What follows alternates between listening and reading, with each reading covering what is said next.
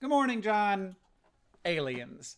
I love aliens. And there's lots of reasons to, especially in fiction. Adventure and danger and the unknown and self-reflection and mystery and revelation. But the thing I'm talking about here is real aliens, which is a very different thing. And I should start out by saying that I think that life elsewhere in the universe is a physical inevitability. Even if the galaxy were not inconceivably huge, which it is, the chemical system that is life obeys the laws of kinetics and thermodynamics. And while it is possibly the coolest, most interesting thing, it's not magical. Intelligent life does not seem inevitable in the same way. It just seems extraordinarily likely. In statistics, there's something called the mediocrity principle. Basically, if you have a sample size of 1, chances are that that is from the most common data set. And to some extent, we have pulled one solar system out of the hat, and it has intelligent life on it. It has several species of intelligent life. Now, there are some reasons to think that, like, our version of intelligent life as it exists right now on this planet is not super common, but 0 reasons to think it's unique. But that's all preface. The thing I want to talk about is, why do people like me,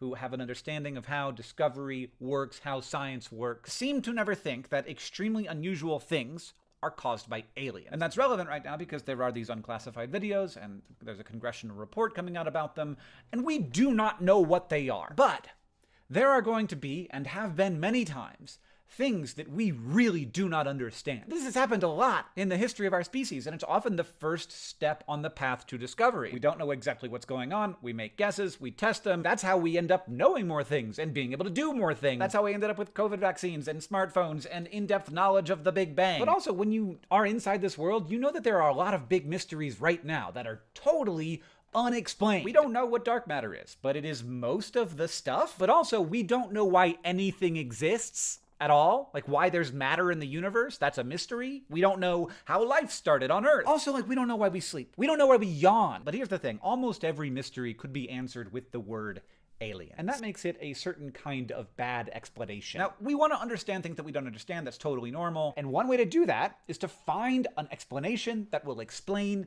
everything. There's a fairly new version of this, which is that our universe is a simulation, and whenever you see something that doesn't make sense, that's a glitch in the simulation. Now, to me, there are 2 big problems with explanations that can explain anything. First, every time we've ever had something go from mystery to not a mystery anymore, it has not been explained by something that could explain everything. We've had some biggies that have explained a lot, like natural selection or quantum mechanics, but they haven't explained everything. Like, for example, those 2 things don't do a great job of explaining each other. And the second thing, this is really important, I don't think it's not aliens. I think we don't know what it is. It's really important to be able to say that we don't know what something is without trying to immediately explain it. Whenever we do that, whenever we encounter something that's completely unexplained and we immediately try to explain it with some idea from our head, it's not based on data and observation and critical thinking. It's based on our biases and on our confusion and on defaulting to something that could explain anything. Things to know about these unidentified aerial phenomena: they are moving against the wind. They are detected by multiple sensors, including human eyes. They are moving in ways that known aircraft do not move. Are they aircraft? They might be. They might not be. The wrong thing to do is to dismiss these things as a joke just because, like, everybody's saying aliens. In science and in life, you have to follow the interesting, and this stuff's really interesting. It's weird. And honestly, I'm a little worried that, like, the legitimate interestingness of this